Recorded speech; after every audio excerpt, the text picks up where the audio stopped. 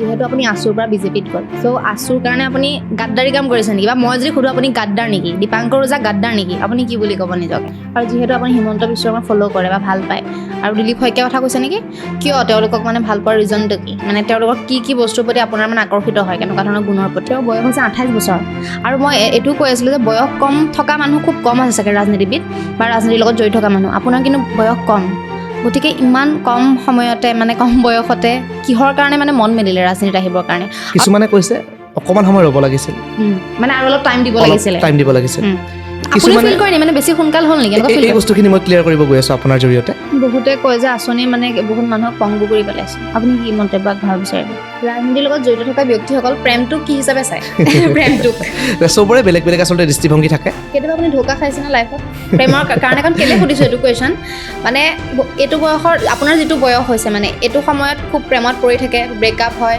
তাৰপাছত কামত মনোনিৱেশ ভালকৈ কৰিব নোৱাৰে নমস্কাৰ মই হিমাশ্ৰী শইকীয়া আজি আমাৰ লগত আছে দীপাংকৰ ওজা তেওঁৰ পৰিচয় বহুত দিব লাগিব দেই মই লিখি লৈছোঁ কাৰণ বহুত দীঘলীয়া মানে দেই সাংসদ ভৱন অসম বিধানসভাত বক্তব্য আছুৰ প্ৰাক্তন বিষয়ববীয়া আৰু বিভিন্ন অনুষ্ঠানৰ লগত জড়িত আৰু আপুনি এৱাৰ্ডো পাইছে বহুতকেইটা মই গম পাইছোঁ আৰু এতিয়া হৈছে বিজেপিৰ কাৰ্যকৰ্তা গতিকে আপোনাৰ পৰিচয়টো মানে কি হিচাপে দিলে বেছিকৈ ভাল পাব আপুনি সেইটো হয় আচলতে মানে যেতিয়া কেতিয়াবা কোনোবা এখন সভাত মাতে বা কিবা এটা অনুষ্ঠানত মাতে প্ৰথমতে পৰিচয়টোৰ কথা আহে কিছুমানে কি কৰে আপোনাৰ প্ৰথমতে সোধে যে আপোনাক মাতিব বিচাৰিছোঁ আহিব আপুনি চিঠিখনত নামটো কি বুলি লিখিম বা নামৰ পিছৰখিনি কি বুলি লিখিম সেইটো আচলতে আটাইতকৈ জটিল বস্তু কিন্তু মোৰ কাৰণে সেই বস্তুটো তেওঁলোকক মানে ভাঙি কথাখিনি কোৱা বেছিভাগ মই কওঁ যে আপোনাক মই হোৱাটছআপত লিখি দি আছোঁ নামটো লিখোঁ নামৰ পিছত একেবাৰে চমুকৈ লিখোঁ যুৱ বক্তা ঠাইখনৰ নাম লিখোঁ কলাইগাঁও বা জাষ্ট যুৱ বক্তা কাৰণ চাব যে আমি তেওঁলোকে আমাৰ চিঠিখনত যিমানে নামটো দীঘল নকৰক কিয় বা যি নিলিখক কিয় মই ভাবোঁ যে আমি গৈ পোৱাৰ পিছত যিখিনি মানুহে আমাক নতুনকৈ লগ পাব আমাৰ কথাখিনিৰ মাজেৰে বা আমি মানুহৰ মাজত এটা নতুন কি বস্তু দিব পাৰিছোঁ বা আমাৰ পাৰফৰ্মেঞ্চৰ ওপৰত আমাক চিনি পাব আৰু আমাৰ আচলতে এইটো ডাইনামিক এটা পৰিচয়টো আজি মই আপোনাৰ অনুষ্ঠানলৈকে আহিছোঁ আজি অতিথি মই অনুষ্ঠানৰ পৰা ওলাই যাম যদি মই পাৰ্টি অফিচত যাওঁ তাতে মোৰ পৰিচয় কাৰ্যকৰ্তা শেহতীয়াকৈ কেওট জাতীয় পৰিষদৰ ৰাজ্যিক যুৱ মৰ্চাৰ সম্পাদক দিছে মই কেওট মানুহখিনিৰ ওচৰলৈ গ'লে মোৰ পৰিচয় সেই ৰাজ্যিক সম্পাদক হিচাপে হ'ব আছুত থকা অৱস্থাত আছিলে আছুৰ এগৰাকী বিষয়ববীয়া গতিকে এইটো আচলতে ডাইনামিক বস্তু আৰু পৰিচয়টো মই ভাবোঁ যে কথাখিনিৰ মাজেৰে কামখিনিৰ মাজেৰে বা দৃষ্টিভংগীৰ মাজেৰে আমাৰ প্ৰকাশ পায় গতিকে মই যেতিয়াই যি অনুষ্ঠানৰ লগতে জড়িত হৈছোঁ বা যেতিয়া য'তেই আছোঁ কি বিষয় বাবদ আছোঁ কি পৰিচয় বহন কৰি আছোঁ তাতকৈ এটা নিজৰ দৃষ্টিভংগীৰ মাজেৰে কি এটা পৰিচয় দিব পাৰিছোঁ বা সেই বস্তুখিনি আচলতে বিশ্বাসী বহুত বেছি গতিকে সেইকাৰণে মই পৰিচয় বুলি কোৱাৰ লগে লগে যদি আপুনি এটা পৰিচয় বিচাৰে সেই এটা পৰিচয়টো নিৰ্দিষ্টকৈ ক'বলৈ বহুখিনি অসুবিধা হয় যুৱ বক্তা বুলি এইবাবেই কওঁ কাৰণ ইতিমধ্যে যিখিনি পৰিচয় অৰ্জন কৰিছোঁ বেছিখিনি কিন্তু বক্তব্য বা ভাষণৰ মাজতেই হৈছে বা আপুনি ইতিমধ্যে উল্লেখ কৰিছে সাংসদ ভৱনৰ বক্তব্য হওক অসম বিধানসভাৰ বক্তব্যই হওক গতিকে মোৰ কথাৰ মাজেৰে যদি 2-4জনো উপকৃত হয় বা কথাৰ মাজেৰে যদি এটা নতুন দুৱাৰ মুকলি হয় যুৱ প্ৰজন্মৰ মাজত সেই পৰিচয়টোৱে মই একমাত্ৰ শ্ৰেষ্ঠ পৰিচয় বুলি ভাবি ল'ম নিজৰ কথা আপুনি আগৰ পৰাই ভাল কয় নে কিতাপ পঢ়ি হৈছে একেবাৰে নহয় প্ৰথম অৱস্থাত কেনেকুৱা আছিলে যেতিয়া একেবাৰে সৰু আছিলোঁ তেতিয়া আকস্মিক বক্তৃতাই হওক কিবাই হওক একেবাৰে অংশগ্ৰহণ কৰিবলৈ ইচ্ছুক নাছিলোঁ এই গোটেই মঞ্চলৈ মোক লৈ অহা মানুহটোৱে হৈছে মোৰ মা কেতিয়াবা গম নোপোৱাকৈ নামটো দি আহে গাঁৱত কিবা এখন অনুষ্ঠান হ'লে বিহু উদযাপনৰ কিবা যেতিয়া সাহিত্য প্ৰতিযোগিতাবিলাক হয় নামটো দি আহে ফ'ৰ্চফুলি আচলতে গৈছিলোঁ মঞ্চখনত খুব ভয় কৰিছিলোঁ তাৰ পিছে যেতিয়া 2-এটা কথা ক'বলৈ আৰম্ভ কৰিলোঁ স্ক্ৰিপ্টেড আছিল বস্তুবিলাক লিখি লওঁ লিখি 2-3 দিন মুখস্থ কৰাৰ পিছত সেই বস্তুখিনিকে আওৰাওঁ কিন্তু লাহে লাহে এক্সপিৰিয়েঞ্চ হ'ল বস্তুখিনি বুজিবলৈ চেষ্টা কৰিলোঁ আৰু এটা সময়ত বুজি উঠিলোঁ যে এটা নিৰ্দিষ্ট বিষয়বস্তুৰ ওপৰত আমি ৰিচাৰ্চ কৰি এখন স্ক্ৰিপ্ট বনাই অধ্যয়ন কৰাতকৈ আচলতে পটভূমিত অধ্যয়ন কৰিব লাগে সমাজখন অধ্যয়ন কৰিব লাগে কাৰণ এটা বিষয় প্ৰত্যেকে নিজৰ নিজৰ দৃষ্টিভংগীৰে লিখি থৈ যায় সেই একেখিনি বস্তু যদি আমি মুখস্থ কৰি কওঁ ক'ৰবাত নহয় ক'ৰবাত কিন্তু আমাৰ ব্ৰেইন কালচাৰটো নহয় বা মানুহ উপকৃত হ'ব পৰাকৈ মানুহে নতুন এটা বাৰ্তা পোৱাকৈ বা সেই বিষয়টোৰ লগত আন কি ডাইমেনশ্যন জড়িত হৈ আছিল সেই ডাইমেনশ্যনখিনি আমি উন্মোচন কৰিবলৈ নাপাওঁ কাৰণ মানুহে একেখিনি কথাকে শুনিবলৈ ভাল নাপায় আৰু প্ৰত্যেক মানুহৰ নিজৰ এটা থট থাকে যেতিয়া আমি প্ৰত্যেক মানুহৰ লগত মিলাকৈ কথাখিনি ক'ম, আজি আপুনি মোৰ কথাখিনি ভাল পাব একমাত্ৰ তেতিয়া যেতিয়া মই আপোনাৰ দৃষ্টিভংগীৰে কথাখিনি ক'ম। গতিকে আপোনাক অধ্যয়ন কৰি আপুনি কি ধৰণৰ কথা বতৰা ভাল পায়, সেই বস্তুটোক লৈ আপোনাৰ দৃষ্টিভংগী কেনেকুৱা, যদি সেই পটভূমিটো অধ্যয়ন কৰোঁ বা এঠাইত যেতিয়া যাম, সেই মানুহখিনিৰ মনে কি বিচাৰে, সেই মানুহখিনিৰ আৱেগ কি বস্তুৰ লগত জড়িত হৈ আছে, সেই মানুহখিনিয়ে বস্তু এটা কি ধৰণৰ দৃষ্টিভংগীৰে চায়, সেই বস্তুখিনি যদি অধ্যয়ন কৰি লওঁ, মই ভাবোঁ যে যিকোনো বিষয় এটা খুব ভালকৈ ক'ব পাৰি। আৰু পিছলৈ এই বস্তুখিনি কৰা আৰম্ভ কৰিলোঁ মই, যে স্ক্ৰিপ্টেড নহয়, যাম, পৰিৱেশটো অধ্যয়ন কৰিম, মানুহখিনিক বুজিম আৰু একেবাৰে ঘৰুৱা ধৰণে আমি মানুহখিনিৰ মাজত বাৰ্তালাপ কৰিম। হয়, এতিয়া মই এটা সুধিব বিচাৰোঁ, জাতীয়তাবাদক আপুনি সমৰ্থন কৰিবনে ৰাষ্ট্ৰীয়তাবাদ? কাৰণ আপুনি আগতে আছুত আছিল জাতীয়তাবাদী, তাৰপাছত আহিলে আপুনি বিজেপিত ৰাষ্ট্ৰীয়তাবাদ, কোনটোক আপুনি মানে চিলেক্ট কৰিব যদি মই আপোনাক সোধোঁ? হয়, মই বুলি নহয়, জাতীয়তাবাদৰ যিকোনো এখন মঞ্চৰ পৰা আহি ৰাষ্ট্ৰীয়তাবাদৰ শিপা খামুচি ধৰা প্ৰত্যেকগৰাকী মানুহেই এই প্ৰশ্নটোৰ সৈতে প্ৰথম দিনাখনৰ পৰা সন্মুখীন হয়। কাৰণ এটা দীৰ্ঘদিন ধৰি মানুহ এগৰাকীয়ে এটা নিৰ্দিষ্ট আদৰ্শত বিশ্বাস কৰি আহি পৰৱৰ্তী সময়ত যেতিয়া এটা নতুন আদৰ্শলৈ তেওঁ গমন কৰিব, মানুহে প্ৰশ্ন কৰিব। মই আপোনাক কেতিয়াও নকওঁ যে মই পাকঘূৰাই প্ৰশ্নটোৰ উত্তৰ কেতিয়াও দিবলৈ নাযাওঁ, পোনপটীয়াকৈ উত্তৰ দিছোঁ।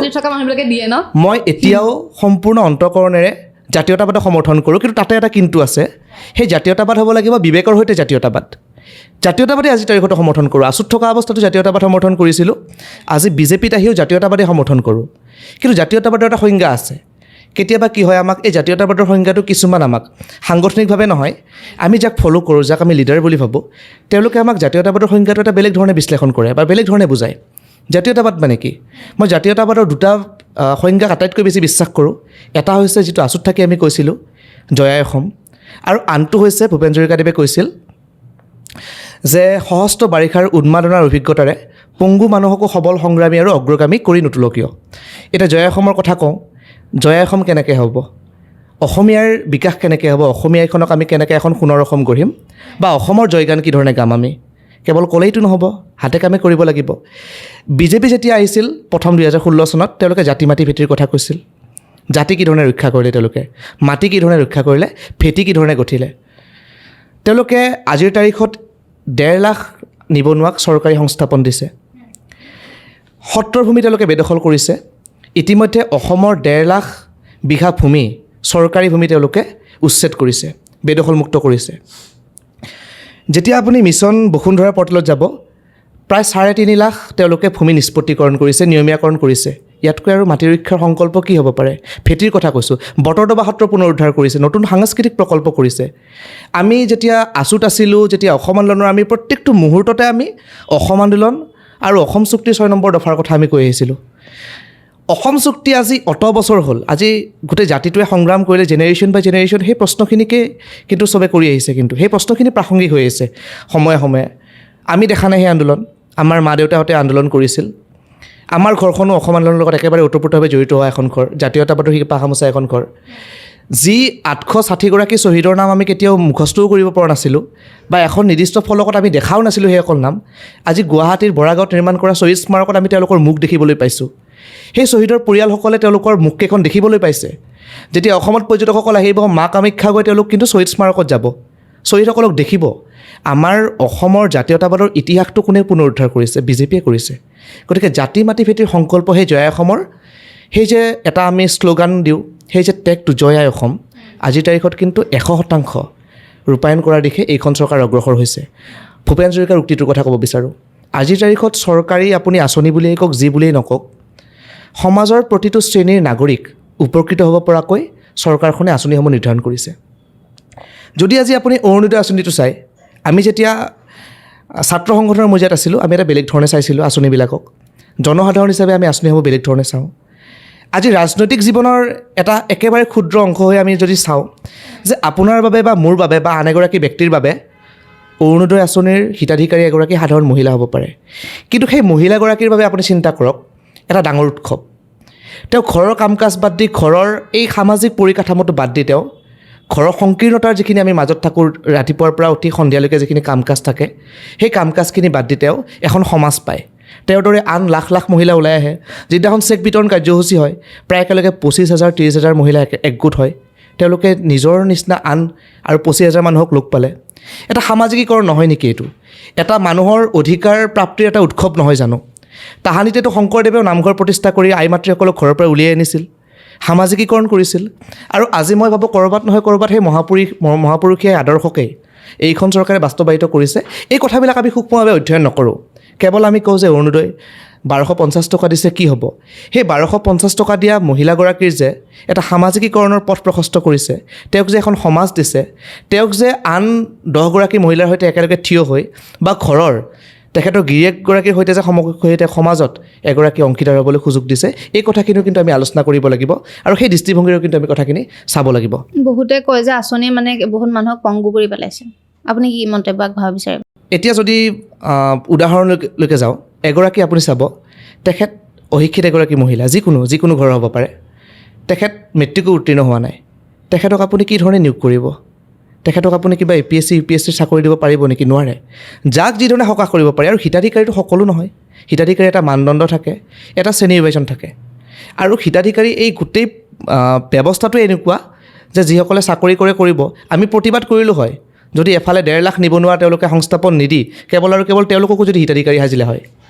যিগৰাকী যোগ্য তেওঁলোকক এখন এপইণ্টমেণ্ট লেটাৰো দিছে, আৰু যোন একাডেমিকভাৱেই হওক বা সামাজিকভাৱেই হওক যিসকল অকণমান দুৰ্বল, তেওঁলোকক আঁচনিৰ জৰিয়তে অন্তৰ্ভুক্ত কৰি অন্ততঃ পেটে ভাতে খাই থাকিব পৰা সেই পথটো প্ৰশস্ত কৰিছে চৰকাৰখনে। গতিকে ক'ৰবাত নহয় ক'ৰবাত আমি সেই দৃষ্টিভংগীৰে যদি বস্তুবিলাক চাওঁ, চৰকাৰখনৰ কিন্তু ভাল দিশসমূহ উন্মোচন হ'ব। মই এটা কথা জানিব বিচাৰিছোঁ, আপুনি ৰাজনীতিত যে আহিলে, কিয় আহিলে? হয়। আৰু এটা কথা মই মেনশ্যন কৰিব বিচাৰোঁ, তেওঁৰ বয়স হৈছে 28 বছৰ। আৰু মই এইটো কৈ আছিলোঁ যে বয়স কম থকা মানুহ খুব কম আছে চাগে ৰাজনীতিবিদ বা ৰাজনীতিৰ লগত জড়িত থকা মানুহ। আপোনাৰ কিন্তু বয়স কম, গতিকে ইমান কম সময়তে মানে কম বয়সতে কিহৰ কাৰণে মানে মন মেলিলে ৰাজনীতিত আহিবৰ কাৰণে? আৰু যদি জনসাধাৰণক সেৱা কৰিবৰ কাৰণে আহিছে, তেতিয়াহ'লে আপুনি ধৰি লওক আছুত থাকিও কৰিব পাৰিলেহেঁতেন, কিন্তু ৰাজনীতিটো মানে BJPত কিয় জইন কৰিলে, মই সেইটো জানিব বিচাৰিছোঁ। হয়, চাব, ছাত্ৰ সংগঠনত থাকোঁতে আমি সেৱা কৰিছিলোঁ, আৰু ৰাজনীতিত আহিও সেৱাই কৰিবলৈ লাগিব আমি, বা সেৱাৰ বাহিৰে বেলেগ আৰু অপশ্যন নাই। কিন্তু সেৱাৰো কেইটামান ভাগ থাকে। যদি উদাহৰণ দিওঁ, ঘৰত আমি দুগৰাকী ককাই ভাই যেনিবা আছোঁ, এগৰাকী আমি সদায় কওঁ যে মই ঘৰখনৰ উন্নয়ন কৰিব লাগিব, ঘৰখনৰ বাবে মই কিবা এটা কৰিব লাগিব, মই ঘৰখনৰ গুণানুকীৰ্তন ৰাতিপুৱা উঠাৰ পৰা সন্ধিয়ালৈকে কৰোঁ। একেদৰে মোৰ ককাইদেৱে কি কৰে, ৰাতিপুৱা উঠাৰ পৰা সন্ধিয়ালৈকে ঘৰখনৰ বাবে উন্নয়ন কৰিব লাগিব বুলি কেতিয়াও নকয়। তেওঁ কি কৰে, কেতিয়াবা ঘৰৰ পদূলিটো চাফ চিকুণ কৰে, কেতিয়াবা ঘৰৰ বাবে কিবা এটা বস্তু তেওঁ আনে, কোনোবা দিনা তেওঁ ঘৰৰ চোতালখন পকী কৰে, কোনোবা দিনা ঘৰটো তেওঁ চাফ চিকুণ কৰে। আৰু ক'ৰবাত নহয় ক'ৰবাত তেওঁৰ ঘৰৰ দায়িত্বখিনি কিন্তু সেই কাম কাজৰ মাজত ফুটি আছে। এতিয়া ঘৰৰ যিগৰাকী সৰু, সেইটো হ'লোঁ মই, যে মই সদায় এইটো কথা কওঁ যে ঘৰখনৰ কাৰণে কিবা এটা কৰিব লাগিব। আৰু ককাইদেৱে কি কৰে, সদায় ঘৰখনৰ বাবে কিবা এটা কাম কৰে। কেতিয়াবা নহয় কেতিয়াবাতো মই তেওঁক সমৰ্থন কৰিব লাগিব, তেওঁৰ ওচৰত যাব লাগিব, মইতো হাতে কামে কৰিব লাগিব। ছাত্ৰ সংগঠনৰ মজিয়াত থাকি আমি কি কৰিব পাৰোঁ, যিকোনো এটা দাবী আমি চৰকাৰৰ ওচৰলৈ লৈ যাব পাৰোঁ, দাঙি ধৰিব পাৰোঁ যে সমাজখনৰ এইখিনি বস্তু বেয়া হৈ আছে, আপোনালোকে এইখিনি ঠিক কৰক। কৰিব কোনে লাগিব? চৰকাৰখনেই কৰিব লাগিব। একেবাৰে ছাত্ৰ সংগঠনত জড়িত হোৱাৰ প্ৰথম দিনটোৰ পৰা যিদিনাখন অব্যাহত লৈছোঁ, সেইদিনাখনলৈকে ৰাইজৰ নামত, জনগণৰ নামত আমি বিভিন্ন প্ৰতিবাদ কৰিছোঁ, টায়াৰ জ্বলাইছোঁ, স্মাৰক পত্ৰ দিছোঁ। সেইবিলাকো কিন্তু ৰাইজৰ বাবে সেৱা আছিল। কিন্তু ক'ৰবাত নহয় ক'ৰবাত আমাৰ অনুভৱটো এনেকুৱা এটা সময়ত হৈ যায়, মানুহৰ জীৱনত আচলতে পৰিৱৰ্তন আহে, চিন্তাবিলাক নতুন ধৰণে গজালি মেলে, চিন্তাৰ ৰূপান্তৰ ঘটে। আৰু চিন্তাৰ ৰূপান্তৰ কৰি কেতিয়াবা এনেকুৱা হয় যে অন্ততঃ যদি আমি এটা ব্যৱস্থাৰ সৈতে সম্পৃক্ত হওঁ, যিটো ছিষ্টেমক আমি সদায় কওঁ যে আপোনালোকে কাম কৰক, ক'ৰবাত নহয় ক'ৰবাত যুৱ প্ৰজন্ম উঠি আহি সেই ছিষ্টেমটো যদি আমি অংশীদাৰ হ'ব পাৰোঁ, যিখিনি কথা আমি নেতিবাচকভাৱে সমালোচনা কৰোঁ, সেইখিনি আমি ইতিবাচকভাৱে সংস্কাৰ কৰিব নোৱাৰোঁ নেকি? যিখিনি কথা আমি সদায় কওঁ যে এইখিনি বস্তু হ'ব লাগিব, এইখিনি উন্নয়ন হ'ব লাগিব, এইখিনি ৰাইজে পোৱা নাই, আমি আহিব লাগিব ৰাইজৰ ওচৰলৈ, সেই ব্যৱস্থাটো আমি অংশীদাৰ হ'ব লাগিব। ব্যৱস্থাটোৰ মাজত থাকি আমি ব্যৱস্থাটো ভাল কৰিব লাগিব। ব্যৱস্থাটোৰ পৰাতো আঁতৰি আমি কেতিয়াও ব্যৱস্থাটো সংস্কাৰ কৰিব নোৱাৰোঁ। আৰু ছাত্ৰ সংগঠনৰ সেৱাটো হৈছে জনগণৰ কাষত থাকি জনগণৰ সমস্যাবোৰ উত্থাপন কৰা, আৰু ৰাজনীতি মঞ্চটো হৈছে একেবাৰে ব্যৱস্থাটোৰ সৈতে সম্পৃক্ত হৈ ব্যৱস্থাটোৰ মাজত থাকি ৰাইজৰ সেৱা কৰা। গতিকে ক'ৰবাত নহয় ক'ৰবাত জীৱনৰ 7 বছৰীয়া আছুৰ এই পৰিক্ৰমাত, আছুৰ মই কোনো ৰাজ্যিক বিষয়ববীয়া নহয়, আছুৰ মই জিলা স্তৰৰ এগৰাকী বিষয়ববীয়া আছিলোঁ, আঞ্চলিক পৰ্যায়ত আছিল আমাৰ দায়িত্ব, জিলাৰ কাৰ্যনিৰ্বাহক হিচাপে দায়িত্ব পালন কৰিছোঁ 4টা বছৰ। গতিকে ক'ৰবাত নহয় ক'ৰবাত এইখিনি সময়তে আমাৰ মনত প্ৰশ্নৰ উদয় হ'ল, নিজকে প্ৰশ্ন কৰিলোঁ, আত্মসমালোচনা কৰিলোঁ। আৰু যিখিনি আমি DC অফিচৰ সন্মুখতেই হওক, চাৰ্কুল অফিচৰ সন্মুখতেই হওক, প্ৰশাসনৰ সন্মুখতেই হওক, মেমৰেণ্ডামৰ জৰিয়তে যিখিনি কথা কওঁ, অন্ততঃ ব্যৱস্থাটোৰ ওচৰত আহি সেইখিনি কৰাৰ এটা মন লৈ মানস কৰি আমি এটা নতুন দিশৰ পিনে আগবাঢ়িছোঁ। আৰু এটা কথা সুধিব বিচাৰোঁ, যিহেতু আপুনি আছুৰ পৰা বিজেপিত গ'ল, চ' আছুৰ কাৰণে আপুনি গাদ্দাৰী কাম কৰিছে নেকি? বা মই যদি সুধোঁ আপুনি গাদ্দাৰ নেকি? দীপাংকৰ ওজা গাদ্দাৰ নেকি? আপুনি কি বুলি ক'ব নিজকে? যোগদান কৰাৰ পিছতে সামাজিক মাধ্যমতো কিছুমানে সমৰ্থন কৰি লিখিছে, কিছুমানে বিৰোধিতা কৰিছে। আৰু এই গাদ্দাৰ শব্দটো কিন্তু আঞ্চলিকৰ বহুতে দিছে এই উপাধিটো। কিন্তু জাতিৰ গাদ্দাৰ কেতিয়াও নহয় মই। জাতিক গাদ্দাৰী কৰিব পৰা ধৃষ্টতা এতিয়ালৈকে হোৱা নাই আৰু কেতিয়াও নহয় এইখিনি। চাব, আমি যিবিলাক কাম কৰোঁ, আমাৰ যিবিলাক চিন্তা, আমাৰ যিবিলাক কৰ্ম, এই কৰ্মখিনি সমাজখনে চাই আছে, মানুহবিলাকে চাই আছে। আৰু চাই আমাক কি কৰিব? কোনোবাই আমাক ৰামৰ হাৰিত থ'ব, আমাক ৰাম সজাব, আৰু কোনোবাই কি কৰিব? আমাক ৰাৱণৰ হাৰিত থ'ব। কিন্তু আমি ৰামো নহয়, ৰাৱণো নহয়, আমি হৈছোঁ সাধাৰণ মানুহ। গতিকে সেই ৰাম আৰু ৰাৱণৰ গণ্ডিৰ পৰা আমি ওলাই আহিব লাগিব। ওলাই আমি আহি মানুহ হৈ, মানুহ হিচাপে আমাৰ যিখিনি দায়িত্ব, মানুহ হিচাপে আমাৰ যিখিনি কৰ্ম, মানুহ হিচাপে আমি যিমানখিনি আৱেগিক, মানুহ হিচাপে আমি যিমানখিনি বৌদ্ধিকভাৱে পুষ্ট, সেই আৱেগখিনি লৈ, সেই বুদ্ধিমত্তাখিনি লৈ আমি আগবাঢ়িব লাগিব। আৰু গাদ্দাৰ অভিহিত নকৰা নহয়, কিছুমানে কৰিছে। কেতিয়াবা কেনেকুৱা হয় যে সংগঠন বুলি মই কেতিয়াও নকওঁ, কেতিয়াবা আমি লিডাৰ ফ'ল' কৰোঁ সদায়। ৰাজনৈতিক ক্ষেত্ৰতেই হওক বা ছাত্ৰ সংগঠনবোৰতেই হওক, আমি লিডাৰ ফ'ল' কৰোঁ। বৰ্তমান মই হিমন্ত বিশ্ব শৰ্মা আৰু দিলীপ শইকীয়াক ফ'ল' কৰোঁ। আমি লিডাৰ ফ'ল' কৰোঁ। যেতিয়া মই জিলা পৰ্যায়ত আছিলোঁ বা আঞ্চলিক পৰ্যায়ত আছিলোঁ, হয়তো কিছুমান লিডাৰে ভাবিছিল যে মই এখন বন চাইন কৰি আজীৱন তেওঁলোকৰ আদৰ্শটোকে ফ'ল' কৰিম বুলি তেওঁলোকে ভাবি লৈছিল, আৰু সেইবাবে মই তেওঁলোকৰ দৃষ্টিত গাদ্দাৰ। কিন্তু সেইটো কেতিয়াও নহয়। আৰু আছুত থকা অৱস্থাত কেতিয়াও নীতিবিৰোধী কাম কৰা নাই। আৰু বিজেপি যোগদান কৰাৰ পূৰ্বেও আছুৰ পৰা সম্পূৰ্ণ নীতিগতভাৱে অব্যাহতি লৈ পৰৱৰ্তী সময়তহে ৰাজনীতিৰ মঞ্চখনত ভৰি দিছোঁ। গতিকে জাতিৰ গাদ্দাৰ কেতিয়াও নহয়। আৰু এই আপোনাক কোৱাৰ দৰে কিছুমানে আমাক ৰাম সাজিব, কিছুমানে ৰাৱণ সাজিব। আমি সেই গোটেই পৰিক্ৰমাটোৰ পৰা ওলাই আহিব লাগিব। আমি ৰাম হৈ থাকিলেও কাম কৰিব নোৱাৰিম, ৰাৱণ হৈ থাকিলেও আমি কাম কৰিব নোৱাৰিম। সেই গোটেই পৰিক্ৰমাটোৰ পৰা ওলাই আহি, সেই ছিষ্টেমটোৰ পৰা ওলাই আহি মানুহ হ'ব লাগিব, আৰু মানুহ হ'লেহে আমি মানুহৰ সেৱাত অৱতীৰ্ণ হ'ব পাৰিম। আৰু যিহেতু আপুনি হিমন্ত বিশ্ব শৰ্মাক ফ'ল' কৰে বা ভাল পায়, আৰু দিলীপ শইকীয়াৰ কথা কৈছে নেকি? কিয় তেওঁলোকক মানে ভাল পোৱাৰ ৰিজনটো কি? মানে তেওঁলোকৰ কি বস্তুৰ প্ৰতি আপোনাৰ মানে আকৰ্ষিত হয়, কেনেকুৱা ধৰণৰ গুণৰ প্ৰতি? চাব, হিমন্ত বিশ্ব শৰ্মা যদি আটাইতকৈ বেছি সমালোচিত হৈছে, আটাইতকৈ যদি বেছি ক্ৰিটিচাইজ হৈছে, তেওঁ জাতীয়তাবাদী শিবিৰটোৰ পৰা হৈছে। আপুনি অসমৰ মুখ্যমন্ত্ৰীৰ তালিকাখন মেলি চাব, ৰাষ্ট্ৰীয়তাবাদী দল এটাত থাকি, ৰাষ্ট্ৰীয় আদৰ্শ সাৰোগত কৰা দল এটাত থাকি আটাইতকৈ বেছি জাতীয়তাবাদী কাম কৰা লিডাৰজনে হৈছে হিমন্ত বিশ্ব শৰ্মা। দিলীপ শইকীয়াৰ প্ৰসংগলৈ আহিছোঁ। তেতিয়া মই অসমক প্ৰতিনিধিত্ব কৰি নাছিকত অনুষ্ঠিত ৰাষ্ট্ৰীয় যুৱ মহোৎসৱত যাওঁ। তেখেতক মই খুব ভালকৈ জানো। তেখেতে তেতিয়ালৈকে মোক জানে বা নাজানে মই গম নাপাওঁ। এদিন ৰাতি 8 বাজিছে, বিজেপিৰ এগৰাকী মানুহৰ পৰা মোৰ ফোন আহিছে যে শইকীয়া ছাৰ আপোনাৰ ঘৰত গৈ আছে। তেখেত ৰাতি 9টা বজাত আমাৰ ঘৰলৈকে আহিছে। নাছিকত যাবলৈ প্ৰস্তুত এগৰাকী ল'ৰাৰ ঘৰত আহি তেওঁ প্ৰায় আধা ঘণ্টা সময় অতিবাহিত কৰিছে। মানসিকভাৱে শক্তি দিছে। হয়তো সেই শক্তিখিনি মই আন সংগঠনৰ কাৰোবাৰ পৰা নাপাইছিলোঁ সেইখিনি সময়ত। চাব, এগৰাকী লিডাৰে গুৱাহাটীৰ মেইন চেণ্টাৰ পইণ্টৰ পৰা, ৰাজধানীৰ পৰা কিমানখিনি পৃথক, মোৰ জিলা ওদালগুৰি, একেবাৰে ভিতৰুৱা ঠাই। তেখেত তেতিয়া মঙলদৈ লোকসভা সমষ্টিৰ সাংসদ আছিল। মই মঙলদৈ লোকসভা সমষ্টিৰ বৰ্তমান দৰং ওদালগুৰি সমষ্টিৰ একেবাৰে কিনাৰত আমাৰ ঘৰ। ৰাতি 9 বজাত এগৰাকী যুৱকক গৈ তেওঁ উৎসাহ দিছে, উদ্দীপনা দিছে। পৰৱৰ্তী সময়ত যেতিয়া তেখেতক আৰু ওচৰৰ পৰা পালোঁ, পৰৱৰ্তী সময়ত কিন্তু এনেকুৱা নহয় যে তেওঁ এদিন খবৰ ল'ব গৈছে, তাৰপিছত তেখেতৰ মোৰ লগত সংযোগ বিচ্ছিন্ন হৈছে। খবৰ ৰাখিছে, বিভিন্ন সময়ত তেওঁ বিচাৰিছে। আৰু সংগঠনৰ গণ্ডিত থাকি বাহিৰৰ পৰা তেখেতক কিন্তু যথেষ্টখিনি ফ'ল' কৰিছিলোঁ, চাইছিলোঁ তেখেতৰ দৃষ্টিভংগী কেনেকুৱা। সমালোচনাও বহুতখিনি কৰিছিলোঁ তেওঁক। কিন্তু তাৰপিছত বুজি গৈছিলোঁ যে সাংগঠনিকভাৱে দিলীপ শইকীয়াই সংগঠনটোক যিধৰণে একেবাৰে তৃণমূল পৰ্যায়ৰ পৰা নেতৃত্ব দিছে, মই ভাবোঁ যে সংগঠনটোতো এইটো এটা বৈপ্লৱিক সংস্কাৰ, আৰু এই বস্তুখিনিও কিন্তু সংগঠনটোক মানুহৰ মাজত আৰু বেছি জনপ্ৰিয় হ'বলৈ উৎসাহ আৰু উদ্দীপনা যোগাব। আৰু এটা প্ৰসংগ আনিব বিচাৰোঁ, গৌৰৱ গগৈক আপুনি কি হিচাপে চায়? যেতিয়া ছাত্ৰ সংগঠনৰ মজিয়াত আছিলোঁ তেতিয়া চোৱাৰ দৃষ্টিভংগীটো বেলেগ আছিল, আৰু এতিয়া যেতিয়া অকণমান সোঁতৰ পৰা বিপৰীত হৈ বস্তুবিলাক চাইছোঁ, দৃষ্টিভংগীটো বেলেগ।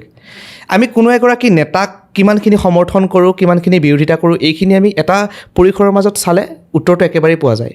কিন্তু এগৰাকী এনেকুৱা ব্যক্তি যাৰ লগত এখন দেশৰ সুৰক্ষাৰ কথা প্ৰশ্ন উত্থাপন হ'ব, সেইগৰাকী ব্যক্তি কাৰোবাৰ আদৰ্শ হ'ব পাৰে নেকি?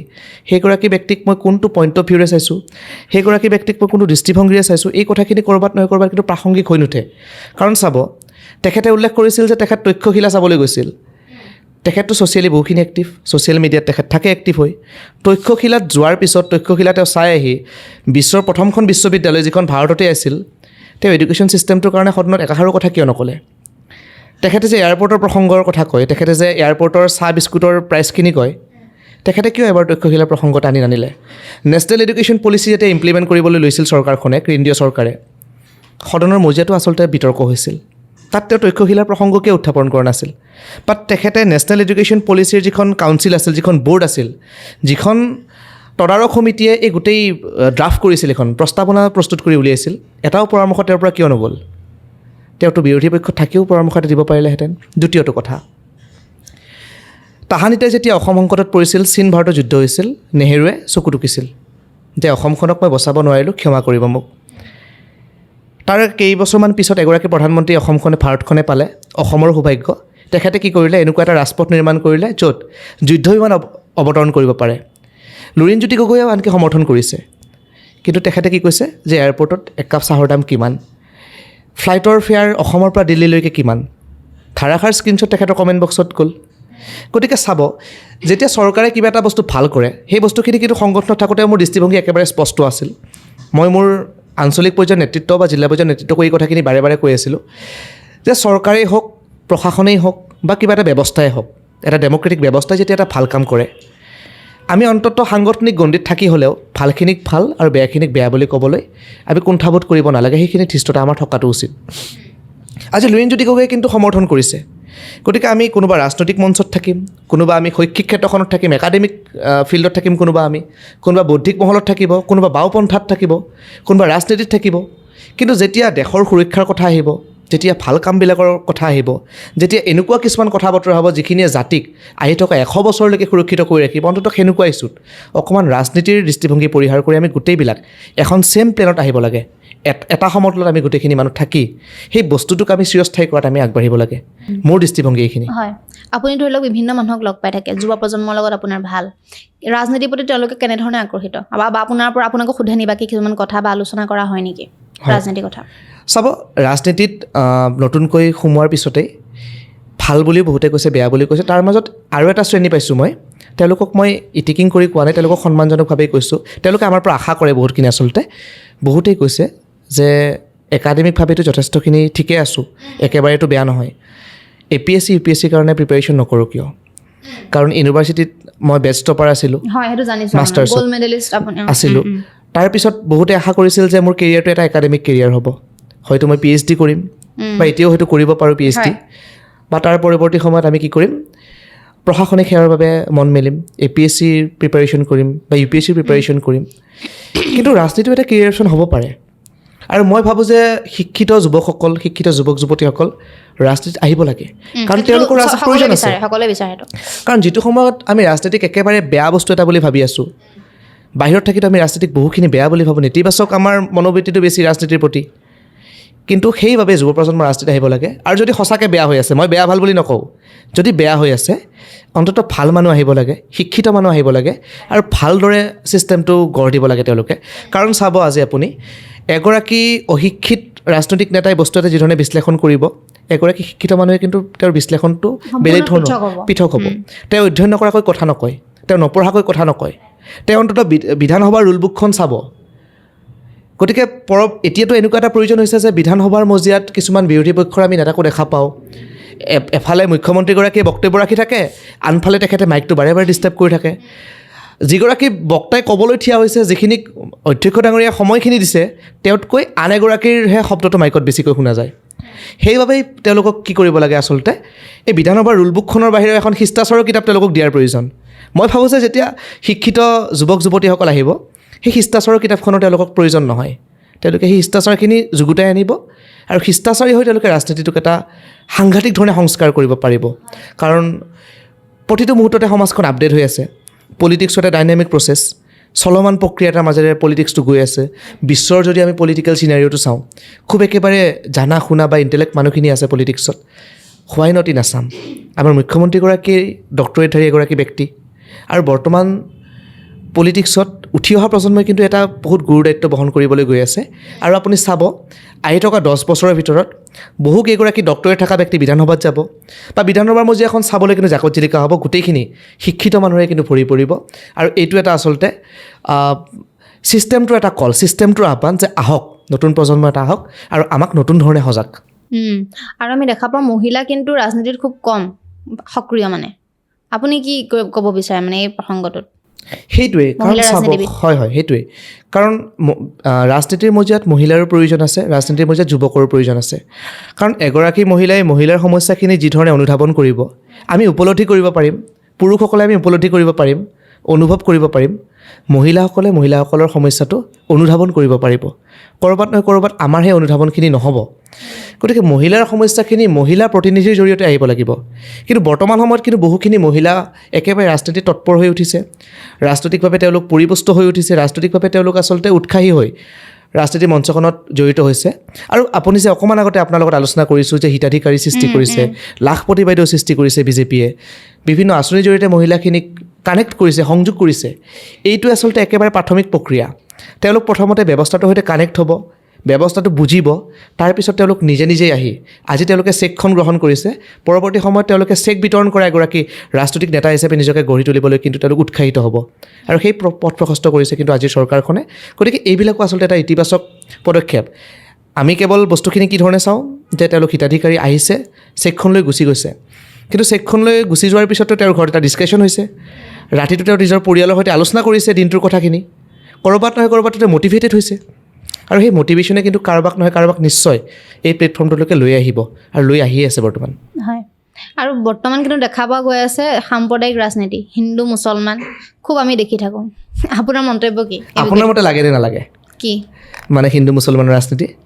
নাজানো মই, ন' কমেণ্ট। হয়, চাব হিন্দু বা মুছলমানৰ কথা ক'বলৈ নাযাওঁ কাৰণ বয়সত আমি একেবাৰেই সৰু, সাম্প্ৰদায়িকভাৱে বক্তব্য ৰখাৰ ধৃষ্টতা অনুভৱ কৰা নাই। কিন্তু এটা পলাৰাইজেশ্যন, আমি যে কৈ থাকোঁ মেৰু বিভাজনৰ ৰাজনীতি, মেৰুকৰণৰ ৰাজনীতি, আচলতে এই মেৰুকৰণটোৰ প্ৰয়োজন আছে নে নাই?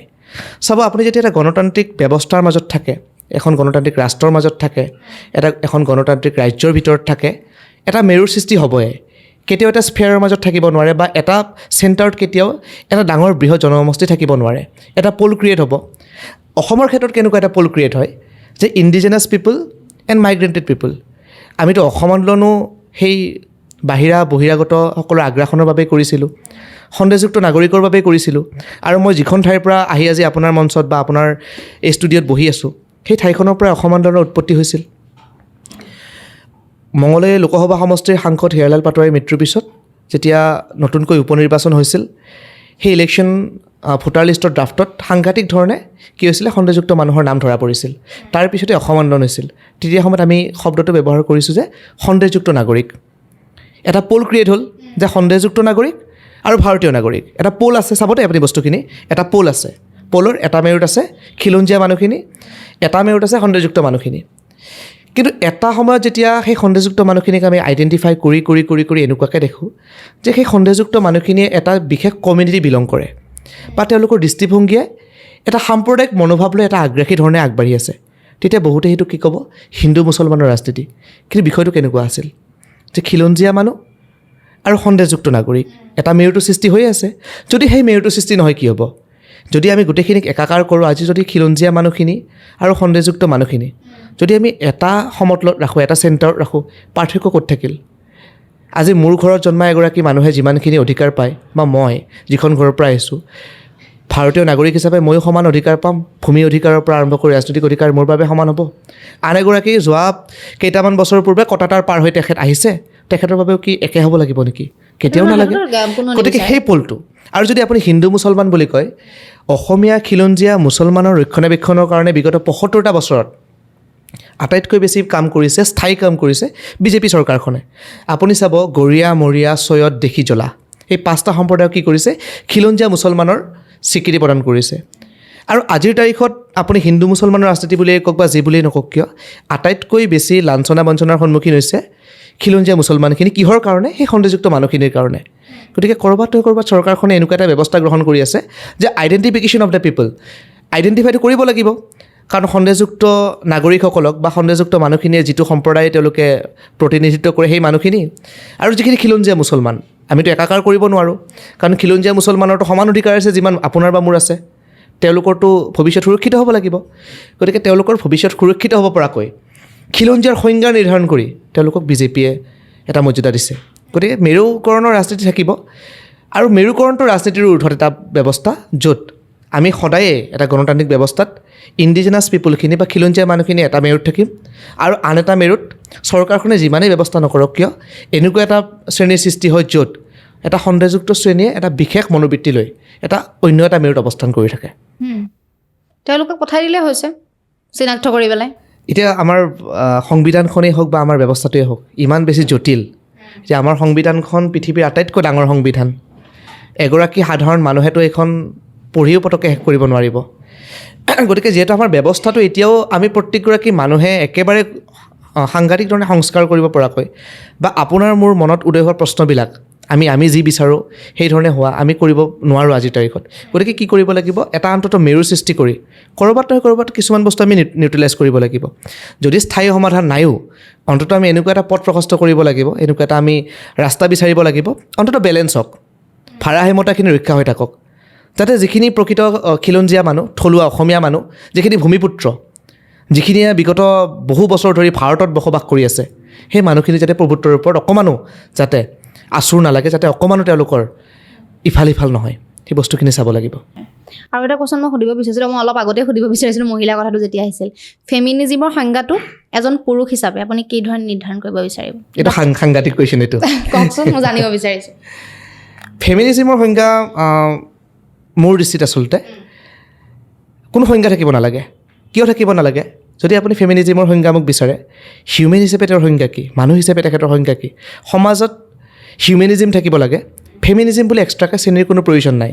এগৰাকী মহিলাই, এগৰাকী পুৰুষে যিমানখিনি মৰ্যাদা সহকাৰে সমাজখনত অংশীদাৰত্ব হ'ব পাৰে, যিমানখিনি তেখেতৰ কণ্ট্ৰিবিউশ্যন থাকে, যিমানখিনি ৰুল থাকে, মই ভাবোঁ যে 100% মহিলাৰো থাকিব লাগে। আৰু মহিলা আৰু এগৰাকী মহিলাই ঘৰৰ পৰা ওলাই আহি যেতিয়া বেংকত শাৰী পাতে, তেখেতৰ অনুভৱ হ'ব নালাগিব যে মই মহিলাৰ বাবেই মই থিয় হৈ থকা শাৰীটো একেবাৰে দীঘল, মই মহিলাৰ বাবে মোৰ কাৰণে এটা বেলেগ শাৰী তেওঁলোকে সৃষ্টি কৰিছে, তাত থিয় হ'ব দিছে, মই মহিলাৰ কাৰণে এইখিনি সমস্যাৰ সন্মুখীন হ'লোঁ, মই মহিলাৰ কাৰণে চিটি বাছত মই ইমানখিনি সমস্যাৰ সন্মুখীন হ'লোঁ, মই মহিলাৰ বাবে মোৰ সুৰক্ষাৰ প্ৰশ্নবিলাক আহিল, সেই বস্তুখিনি থাকিব নালাগে, সমান হ'ব লাগে। মানুহ হিচাপে তেখেত ঘৰৰ পৰা ওলাই আহিব পৰা এটা পৰিৱেশ লাগে, মানুহ হিচাপে তেখেতৰ এটা উপলব্ধি লাগে। তেখেতে কেতিয়াও এইটো বস্তু ভাবিব নালাগে যে মই এগৰাকী মহিলা। কিন্তু ছ'চাইটিয়ে মানে বাধ্য কৰাই দিয়েচোন। এতিয়া আমিতো গোটেই উঠি অহা নতুন প্ৰজন্মই সেই সংস্কাৰটোৰ পিনেতো গতি কৰিব লাগিব। আমাৰতো ৰেছপনচিবিলিটি, আমাৰ দায়িত্ব। আমি যে বহুত ডাঙৰ ডাঙৰ কথা কওঁ সমাজখনত, এইটো হ'ব লাগে, সেইটো হ'ব লাগে। যেতিয়া আমি ছাত্ৰ সংগঠনৰ মৰ্যাদা আছিলোঁ, আমিতো সদায় কৈ আছিলোঁ যে এইখিনি হ'ব লাগে। এতিয়া অন্তত এটা সময় আহিছে যেতিয়া আমি কৈ থকাৰ পৰা আঁতৰি আহি কৰালৈকে এটা কৰাৰ ৰাস্তা এটা আমি উলিয়াই য'ৰ পৰা কৰিব পাৰি সেই ঠাইটোত আমি আহি থিয় হ'ব লাগিব। আৰু আপোনাৰ সমষ্টি হৈছে টংলা বিধানসভা সমষ্টি, BTR অন্তৰ্গত। তাৰ ছবিখন বৰ্তমান কেনেকুৱা? কাৰণ আগতে ভয় খাইছিলে, মানে BTAD এইখিনিক লৈ পেলাই মনত মানে বহুত শংকা আহিছিলে। কেনেকুৱা পৰিস্থিতি তাত? এপ্ৰিল মাহলৈকে মই টংলা হিচাপত চাই থকা নাই, মই কলাইগাঁও বিধানসভা সমষ্টি দেখা পাই আছোঁ। এগৰাকী বিধায়ক আছে বৰ্তমান। এপ্ৰিলৰ পিছত মই দেখা পাম টংলা বিধানসভা সমষ্টি। সমষ্টিটোত উন্নয়ন কিমানখিনি হৈছে, ৰাইজ কিমানখিনি উপকৃত হৈছে, এই কথাখিনি আপোনাক মই ক'ব পাৰিলোঁহেঁতেন যদি তাতে বিজেপিৰ কোনোবা এগৰাকী বিধায়ক থাকিলহেঁতেন। বৰ্তমানৰ টংলা বিধানসভা সমষ্টিটো BTRৰ এটা অঞ্চল, BTRৰ এটা সমষ্টি। আৰু BTRখনত আমি জানো যে BTR পৰিষদীয় সমষ্টি কিছুমান আছে, BTR এখন সুকীয়া চৰকাৰ আছে। মই য'ত বসবাস কৰোঁ তাত মুদৈবুৰী পাৰিষদীয় সমষ্টি আছে, তাত এগৰাকী পাৰিষদ আছে। বিগত 5টা বছৰে তেখেতৰ এইবাৰ দ্বিতীয়টো কাৰ্যকাল যিমানখিনি উন্নয়ন হৈছে, মই ভাবোঁ যে এগৰাকী বিধায়কে কৰিব পৰাতকৈ বহু বেছি উন্নয়ন হৈছে। গতিকে কলাইগাঁও বিধানসভা সমষ্টিৰ মই যিখিনি এৰিয়াত থাকোঁ, যিখিনি মোৰ সাধাৰণতে দৃষ্টিগোচৰ হয়, যিমানখিনি মই নিজে অধ্যয়ন কৰোঁ, আজিৰ তাৰিখত এগৰাকী পাৰিষদ, তেখেত বিজেপিৰ এগৰাকী পাৰিষদ, তেখেতৰ দ্বাৰা কিন্তু সাংঘাতিক ধৰণে এটা বিকাশ হৈছে, সাংঘাতিক ধৰণে ৰূপান্তৰ হৈছে। আমি কলাইগাঁওবাসী হিচাপে যিখিনি কথা কৈ আহিছিলোঁ যে কলাইগাঁৱত এটা আমাক অডিটৰিয়াম লাগে, কলাইগাঁৱত আমাক ডাঙৰ এটা প্ৰেক্ষাগৃহ লাগে, কলাইগাঁৱত অন্ততঃ 2000 মানুহ একেলগে বহি এখন সভা কৰিব পৰা আমাক এটা পৰিৱেশ লাগে, এগৰাকী বিধায়ক বা এগৰাকী বাহিৰৰ মন্ত্ৰী আহিলে কলাইগাঁওখনত ভালকৈ বহিব পৰাকৈ, থাকিব পৰাকৈ আমাক এটা ভাল IB লাগে, গেষ্ট হাউচ লাগে। এই কথাখিনি কিন্তু পাৰিষদগৰাকীয়ে একেবাৰে 100% ৰূপায়ণ কৰিছে। পূৰ্বতে BTCৰ বাট পথৰ কথা আমি যি পাতি আহিছিলোঁ, তেখেত কিন্তু BPFৰ এগৰাকী মানুহ নহয়, বিজেপিৰ এগৰাকী পাৰিষদ হৈও কিন্তু তেখেতে এই গোটেইখিনি কাম একেবাৰে মানুহৰ মনোপুত হোৱাকৈ তেখেতে ৰূপায়ণ কৰিছে। এতিয়া আমি আহিছোঁ টংলা বিধানসভা সমষ্টিলৈকে। টংলা বিধানসভা সমষ্টিত এগৰাকী ভাল প্ৰাৰ্থী প্ৰক্ষেপিত হৈ কৰিবলগীয়া কাম বহুখিনি আছে। আৰু টংলা বিধানসভা সমষ্টিৰ বেছিভাগ অঞ্চল ইতিমধ্যে সোমাই আছে কলাইগাঁৱৰ মাজত, যিটো পূৰ্বৰ কলাইগাঁও বিধানসভা সমষ্টি আছিল। আমি যেতিয়া কলাইগাঁও বিধানসভা সমষ্টি আছিল, যেতিয়া নমিনক্লেচাৰটো চেঞ্জ হৈছিলে, যেতিয়া সমষ্টি পুনৰ্গঠন হৈছিলে, ডিলিমিটেশ্যন হৈছিলে, তেতিয়া আমি কি কৰিছিলোঁ, বিজেপি হওক বা আছু হওক বা দল সংগঠন নিৰ্বিশেষে আমি যিখিনি নাগৰিক আছোঁ, যিখিনি আমি জনসাধাৰণ আছোঁ, তেওঁলোক আমি ওলাই আহিছিলোঁ, আবেদন কৰিছিলোঁ, ইলেকশ্যন কমিশ্যনক আমি লগ কৰিছিলোঁ। কলাক্ষেত্ৰত এখন ডাঙৰ মিটিং হৈছিল, তাত অসমৰ বিভিন্ন প্ৰান্তৰ মানুহ আহিছিল, শ্লট দিয়া হৈছিল, লগ কৰিবলৈ সুযোগ দিয়া হৈছিল। ময়ো এগৰাকী আবেদনকাৰী আছিলোঁ। ময়ো ইলেকশ্যন কমিশ্যনৰ আগত প্ৰশ্ন কৰিছিলোঁ যে অন্ততঃ আপোনালোকে আমাৰ কলাইগাঁও নামটো ৰাখক। কিন্তু বৰ্তমান টংলা হ'ল, ঠিক আছে, কিন্তু কলাইগাঁও এনেকুৱা এখন ঠাই য'ৰ এটা সাংঘাতিক ধৰণে আধ্যাত্মিক হওক, বৌদ্ধিক হওক, সাংস্কৃতিক হওক এটা ঐতিহ্য আছে। কাৰণ কলাইগাঁও নামটো আৱিৰ্ভাৱ হৈছে কেন্দুকলাইৰ পৰা, যি কেন্দুকলাই মা কামাখ্যাৰ মুখ্য পুৰোহিত আছিল সেই নৰনাৰায়ণ কালৰে। গতিকে আমাৰ সনাতনী সভ্যতা সংস্কৃতি বহন কৰা এখন ঠাই অসমখন, সেই অসমৰ আটাইতকৈ ডাঙৰ শক্তিপীঠ মা কামাখ্যা, সেই কামাখ্যাৰ মুখ্য পুৰোহিত কেন্দুকলাই, তেখেত কৰিছিল কলাইগাঁৱৰ আছিল। গতিকে তেখেতৰ ঐতিহ্যটো আমি জীয়াই থকাটো বিচাৰোঁ। গতিকে পৰৱৰ্তী সময়ত এটা ডাঙৰ সাংস্কৃতিকভাৱে কলাইগাঁৱৰ সেই কেন্দুকলাই নামটো জীয়াই থকাটো আমি বিচাৰোঁ। গোবিন্দ মিশ্ৰৰ কথা আহি পৰিব। গোবিন্দ মিশ্ৰৰ ডলা সত্ৰ আছিল, তেখেতৰ নামটো চিৰযুগমীয়া হৈ থকাটো আমি বিচাৰোঁ। ইতিমধ্যে কলাইগাঁৱত 10,237গৰাকী মহিলাই একেলগে মায়াবিনী গীতি পৰিৱেশন কৰি জুবিন গাৰ্গলৈ শ্ৰদ্ধা জ্ঞাপন কৰিছে। গতিকে সাংস্কৃতিকভাৱে ঠাইখন ইমান বেছি চহকী, বৌদ্ধিকভাৱে তাৰে মানুহখিনি ইমান বেছি সজাগ, ইমান বেছি সচেতন, তাৰে মানুহখিনিয়ে জানে যে আমাক কি লাগে আৰু আমি কি ধৰণে পাম সেই কথাখিনিও ঠাইখনৰ মানুহে জানে। গতিকে মই ভাবোঁ যে ঠাইখনক লৈ সঁচাকৈ আমাৰো কিন্তু এটা ভিছন আছে। ঠাইখন বৌদ্ধিকভাৱে উন্নত হ'ব লাগিব। ইতিমধ্যে এখন আদৰ্শ মহাবিদ্যালয়, এখন মডেল কলেজ ইতিমধ্যে বিজেপি চৰকাৰখনে দিছে। তেতিয়া হিমন্ত বিশ্ব শৰ্মা ডাঙৰীয়া যেতিয়া পাৰিষদীয় নিৰ্বাচনত গৈছিল, তেখেতে কৈছিল যে বিজেপিৰ পাৰিষদগৰাকীক আপোনালোকে নিৰ্বাচিত কৰক, আমি এখন মডেল কলেজ দিম। সেই 5টা বছৰতে কিন্তু এখন মডেল কলেজ দিছে। বৰ্তমান কিন্তু সেই মডেল কলেজৰ গোটেই ক্ৰেডিটটো খোৱা কামৰ লাগে বিধায়ক আৰু MCLA গৰাকীৰ মাজত। ৰাইজে গম পায় কি ধৰণে আহিছে। মুখ্যমন্ত্ৰীৰ বক্তব্যটো বহুত ধৰণে সামাজিক মাধ্যমত চৰ্চিতও হৈছে। কি ধৰণে আহিছিলতো পিছৰ কথা, পাইছে ৰাইজে, বিজেপি শাসনকালত পাইছে। বিধায়কগৰাকীয়ে দিয়ক বা MCLA গৰাকীয়ে দিয়ক, কোনে দিছে? CM গৰাকীয়ে দিছে, মুখ্যমন্ত্ৰীয়ে দিছে। মুখ্যমন্ত্ৰীৰ পৰা আমি পাইছোঁ এখন মডেল কলেজ। গতিকে কিছু সংস্কাৰ হৈছে, কিছু সংস্কাৰ হ'ব বাকী আছে, আৰু আমি আশাবাদী যে ৰাইজৰ এই মৌলিক প্ৰশ্নখিনি লৈ বিজেপি আগবাঢ়িব। ৰাইজৰ এই মৌলিক প্ৰশ্নখিনি লৈ বিজেপি একেবাৰে তৃণমূল পৰ্যায়ৰ পৰা আমি কি বিচাৰোঁ, কলাইগাঁওবাসী ৰাইজে কি বিচাৰোঁ, টংলাবাসী ৰাইজে কি বিচাৰোঁ, টংলা বিধানসভা সমষ্টিত কি কৰিবলগীয়া আছে, এই বস্তুখিনি অন্ততঃ জানে, যে বিজেপিয়েও জানে কি কৰিবলগীয়া আছে, আৰু আমি জনসাধাৰণেও গম পাওঁ যে আমাক কি লাগে, আৰু গোটেইখিনি বস্তু আমি একলগ কৰি আমি অঞ্চলটো বিকাশ কৰিব লাগিব। আপুনি যদি পৰৱৰ্তী সময়ত প্ৰতিনিধিত্ব কৰিবলগীয়া হয় এইটো সমষ্টিৰ পৰা, বিধানসভা সমষ্টিৰ পৰা, কেনেকুৱা ক্ষেত্ৰত আপুনি পৰিৱৰ্তন কৰিব? মানে আপোনাৰ এটাতো থাকিব ন মাইণ্ডত যে এনেকুৱা ধৰণৰ কাম, এনেকুৱা টাইপৰ কাম কৰিব লাগিব, আপোনাৰ কেনেকুৱা এজেণ্ডা হ'ব? হয়, চাব, প্ৰথমতে মই আপোনাৰ ডাউটটো ক্লিয়াৰ কৰি দিওঁ যে জনপ্ৰতিনিধি হ'ম নে নহ'ম। কাৰণ এতিয়া নতুনকৈ বিজেপিত সোমাই অন্ততঃ এইখিনি কথা উপলব্ধি কৰিছোঁ যে বিজেপি এটা ডেম'ক্ৰেটিক পাৰ্টি। তাত প্ৰতিটো শ্ৰেণীৰ প্ৰতিটো মানুহৰ কথা অত্যন্ত গুৰুত্ব সহকাৰে শুনা হয়, গুৰুত্ব সহকাৰে লোৱা হয়।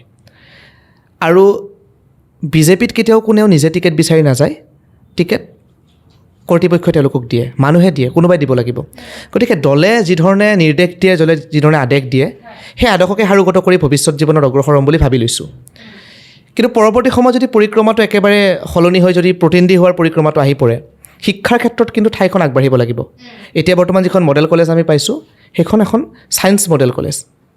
তাৰ গাতে যিখন ছিনিয়ৰ ছেকেণ্ডাৰী স্কুল লাগি আছে, সেইখন আৰ্টছ মিডিয়ামৰ, মানে তাৰ আৰ্টছ ষ্ট্ৰীমটো আছে। অকণমান ইমবেলেঞ্চ হৈ আছে। বিজেপি চৰকাৰখনে সংকল্প লৈছে যে সেইখিনি আমি অতি সোনকালে, যেতিয়া ছায়েন্স কলেজখন যেতিয়া ষ্টাৰ্ট হ'ব, তাৰ সমান্তৰালভাৱে আমি কি কৰিম, আৰ্টছৰ কাৰণে আমি নতুনকৈ এটা শাখা মুকলি কৰিম। এই বস্তুখিনি কিন্তু আলোচনাৰ মাজত আছে। গতিকে বৌদ্ধিকভাৱে বা শিক্ষাৰ ক্ষেত্ৰত অঞ্চলটো আগবাঢ়িব লাগিব। আপোনাক অলপ আগতে ক'লোঁ যে সাংস্কৃতিকভাৱে অত্যন্ত চহকী। যিগৰাকী ব্যক্তিৰ নাম লৈ ঠাইখন জীয়াই আছে, কেন্দুকলাই, কলাইগাঁও, তেখেতৰ ঐতিহ্য জীয়াই থাকিব লাগিব। কলাইগাঁৱৰ বিভিন্ন অঞ্চলত বিভিন্নখন চাহ বাগিচা আছে।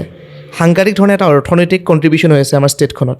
সেই চাহ বাগিচাসকলৰ, চাহ শ্ৰমিকসকলৰ ৰজী ৰুটিৰ কথা আছে, তেওঁলোক চলিব লাগিব। তেওঁলোকৰ ল'ৰা ছোৱালীয়ে ভাল শিক্ষা লাভ কৰিব লাগিব। অৰ্থনৈতিকভাৱে সেই যিটো সম্প্ৰদায় আছে তেওঁলোক আগবাঢ়িব লাগিব। আৰু টংলা বিধানসভা সমষ্টিৰ গোটেই যদি আমি পপুলেশ্যনটো আপুনি চাই, এটা মিক্স পপুলেশ্যন, প্ৰতিটো জাতি জনগোষ্ঠী তাত আছে। আৰু BTR যিহেতু অঞ্চল, তাতে বড়ো সম্প্ৰদায়ৰ মানুহখিনিও যথেষ্টখিনি আছে। গতিকে এটা সম্প্ৰদায়ৰ আঘাত নকৰাকৈ আন এটা সম্প্ৰদায়ৰ বিকাশ হ'ব লাগিব। এনেকুৱা হ'ব নালাগিব যে এটা সম্প্ৰদায়ৰ যথেষ্টখিনি বিকাশ হ'ল, কিন্তু আন এটা সম্প্ৰদায় একেবাৰে অৱহেলিত হ'ল। এটা ইকুৱেল প্ৰগ্ৰেছ গোটেইখিনি হ'ব লাগিব, সমবিকাশ হ'ব লাগিব, যিটো বিজেপিয়ে সদায় কৈ আছে। সবকা সাথ সবকা বিকাশ, সেই বস্তুখিনি হ'ব লাগিব আৰু সেই বস্তুখিনি হোৱাটো বিচাৰোঁ। হয়, এতিয়া আহোঁ ৰাজনীতিৰ কথাটো বহুতেই পাতিলোঁ বাৰু। এতিয়া আহোঁ আপোনাৰ পাৰ্চনেল লাইফ, ঘৰত কোন কোন আছে বা কেনেকুৱা, আৰু অলপমান আপোনাৰ বিষয়ে কওক। ঘৰত মা দেউতা আছে আৰু মই ঘৰৰ একমাত্ৰ সন্তান। তিনিজনে মানে? 3জন মাত্ৰ।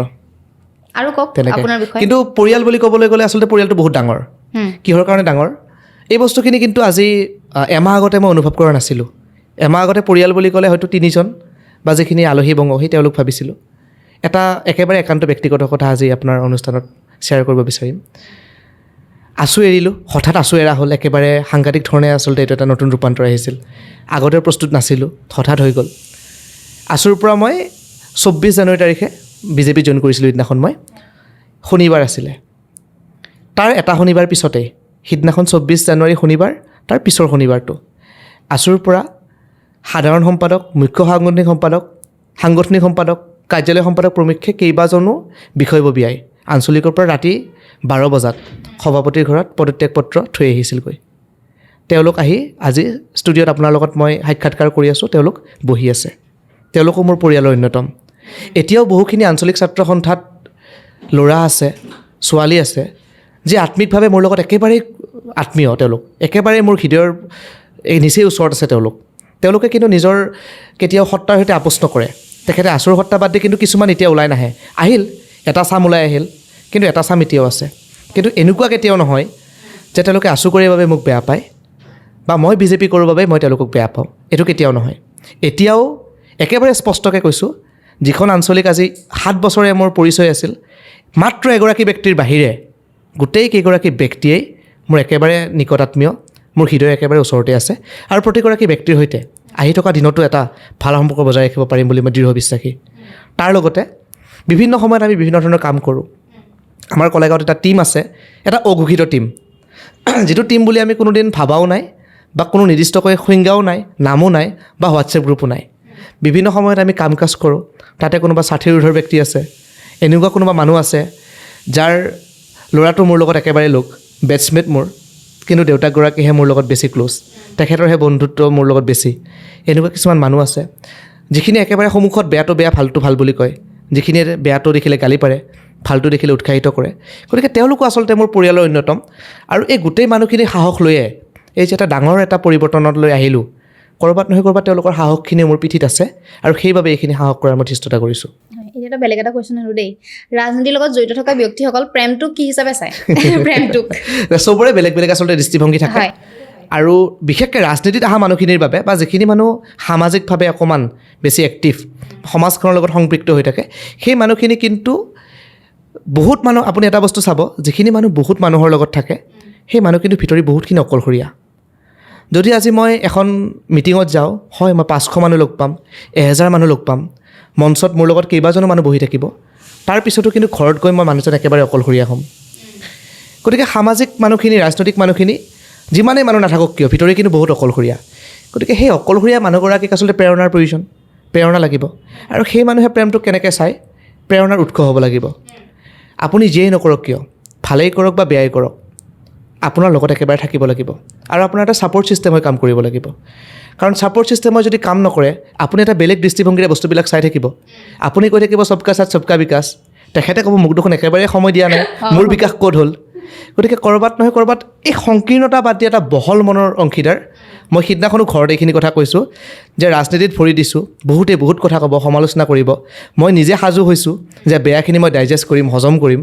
তোমালোক অন্তত সাজু হোৱা যে ফেচবুকত, মায়ে মোৰ ফেচবুকটো খুব চাই থাকে, কমেণ্টবিলাক পঢ়ে। মাক সিদিনা মই কৈছোঁ যে কমেণ্ট নপঢ়িবা, কিছুমান কমেণ্ট তুমি নোৱাৰিবা সহ্য কৰিব। গতিকে এই বস্তুখিনি যে মোক সমালোচনা কৰিব, মোক কোনোবাই বেয়াকৈ ক'ব, মই কেতিয়াবা সময় দিব নোৱাৰিম, মই কেতিয়াবা বেলেগ এটা কামত জড়িত হৈ থাকিম, কিন্তু ছাপৰ্ট ছিষ্টেমটো বন্ধ হৈ যাব নোৱাৰে, এটা ছাপৰ্ট ছিষ্টেম থাকিব লাগিব। গতিকে এই মানুহখিনিক এনেকুৱা এটা বস্তুৰ খুবেই প্ৰয়োজন। গতিকে এই মানুহ চোৱা দৃষ্টিভংগীটো সম্পূৰ্ণ বেলেগ।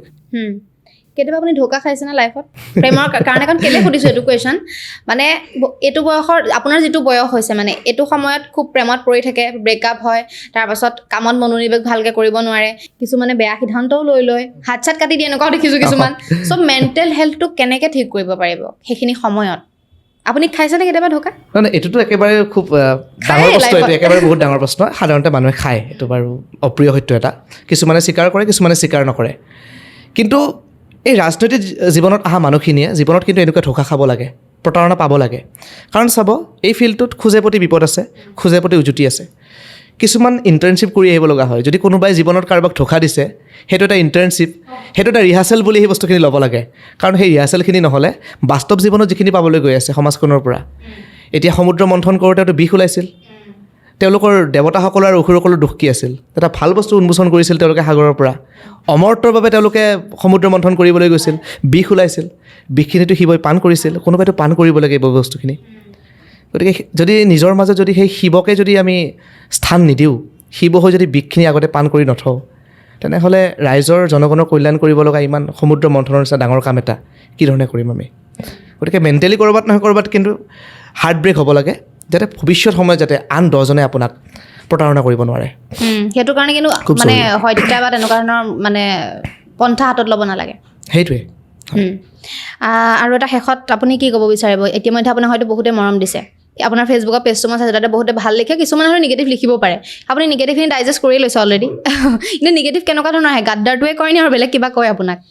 মই যিখিনি পাইছোঁ, নিজে যিখিনি ফেচ কৰিছোঁ, কিছুমানে কৈছে অকণমান সময় ৰ'ব লাগিছিল, মানে আৰু অলপ টাইম দিব লাগিছিলে, টাইম দিব লাগিছিল। আপুনি ফিল কৰে নি মানে বেছি সোনকাল হ'ল নেকি? এই বস্তুখিনি মই ক্লিয়াৰ কৰিব গৈ আছোঁ আপোনাৰ জৰিয়তে। কিছুমানে কয় যে এইটো বস্তু কয়, বিজেপিৰ কথা ডাইৰেক্ট কয়। হয়তো তেওঁলোকে কংগ্ৰেছ গ'লে বেয়া নাপালেহেঁতেন।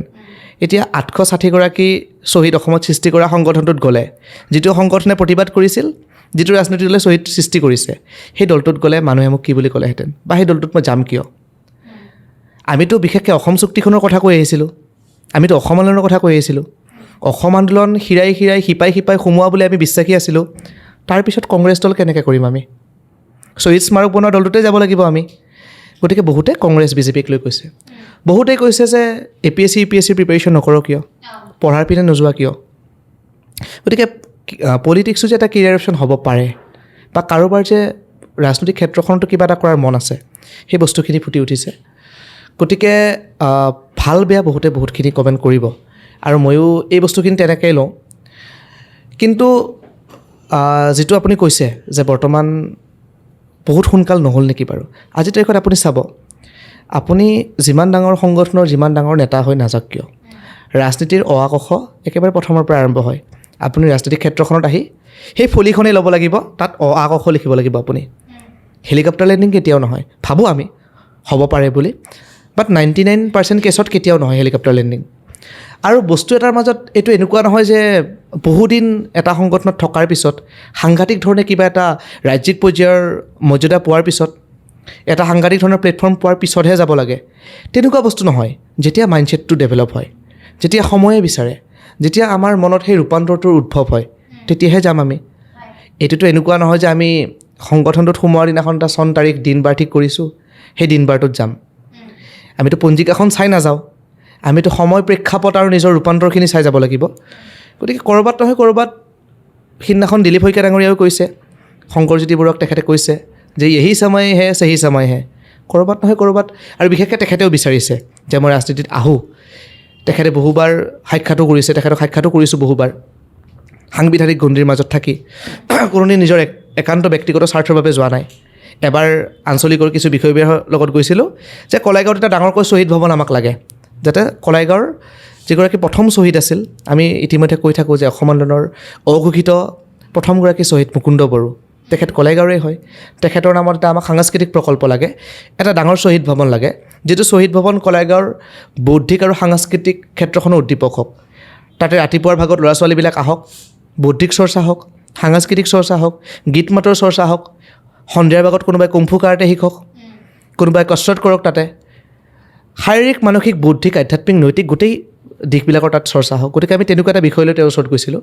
যেতিয়াই গৈছোঁ ৰাজহুৱা বিষয় কিছুমান লৈ গৈছোঁ, আৰু তেনেকেই তেওঁ কৈছে আহা, এইটোৱেই সময়, সঠিক সময়। গতিকে বৰ্তমানো যিহেতু চৰকাৰখনে জনকল্যাণকামী কামেই কৰিছে, আৰু যিখিনি বস্তু আমি মেমৰেণ্ডামৰ মাজত যিখিনি বস্তু আমি বিচাৰিছোঁ, মেমৰেণ্ডামখনত যিখিনি বস্তু লিখোঁ, সাধাৰণতে আঞ্চলিকত মেমৰেণ্ডামবিলাক মই নিজে লিখিছিলোঁ, চহী সভাপতি সম্পাদকে কৰিছিল। যিখিনি বস্তু লিখা বস্তুখিনিচোন এওঁলোকে কৰিয়ে আছে, তো হোৱাই নট।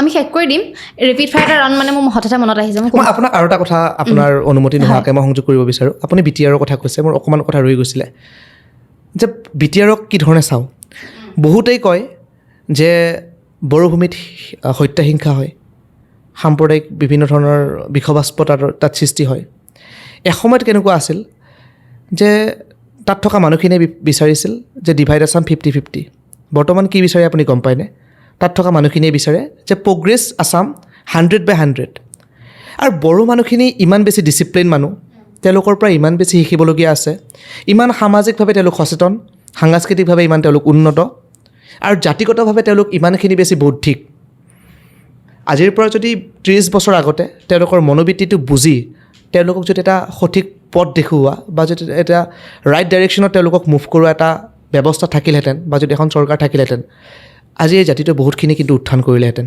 বহু ওপৰত গ'ল হয় আমি ৰাজহুৱাকৈ এইখিনি কথা প্ৰকাশ নকৰোঁ কেতিয়াবা আমিও কিন্তু আলোচনা কৰিছিলোঁ যে এই জাতিটোৰ পৰা শিকিবলগীয়া বহুখিনি কথা আছে একেবাৰে ডিচিপ্লিন জাতি আৰু তেওঁলোকে এই বস্তুখিনি জানে যে নিজৰ মানুহখিনি উন্নয়ন কেনেকৈ কৰিব লাগে নিজৰ মানুহখিনিক লৈ কেনেকৈ আগবাঢ়িব লাগে নিজৰ মানুহখিনিক লৈ কি ধৰণে বিশ্বসভাৰ নাগৰিক হ'ব লাগে আমিতো বহু সময়ত কৈ থাকোঁ আমাৰ এনেকুৱা এটা নেৰেটিভ আছে যে বহু বছৰ জাতীয় সংগঠন কৰি থাকিলে হঠাৎ মানুহগৰাকী এটা ৰাজনৈতিক দলত গ'ল তেখেতৰ গোটেই ৰিপৰ্ট কাৰ্ড জিৰ' হৈ গ'ল ইমান দিনে মই যিখিনি সংগ্ৰাম কৰি আহিছিলোঁ ইমান দিনে মই যিখিনি ত্যাগ কৰি আহিছিলোঁ সেই ত্যাগখিনি মূল্যহীন হৈ গ'ল মাত্ৰ এটা ছেকেণ্ডতে কিহৰ কাৰণে মই ৰাজনীতিত আহিছোঁ একেবাৰে এটা বেয়া পন্থালৈ মই গতি কৰিলোঁ ৰাজনীতি ইমানেই বেয়া নে মেমৰেণ্ডামখনত দেখোন আমি লিখোঁ প্ৰতি মাননীয় বিধায়ক মহোদয় মুখ্যমন্ত্ৰীলৈকে আমি স্মাৰক পত্ৰ প্ৰেৰণ কৰোঁ কাৰ জৰিয়তে উপায়ুক্তৰ জৰিয়তে মুখ্যমন্ত্ৰীলৈকে প্ৰেৰণ কৰোঁ শ্বহীদ স্মাৰকতচোন আমি ধুতি পাইজামা পিন্ধি আহিছিলোঁ আহোঁ আমি ভালখিনিকতো ভাল বুলি আমি গ্ৰহণ কৰোঁ ইমান বেয়া ৰাজনীতি কিয় গতিকে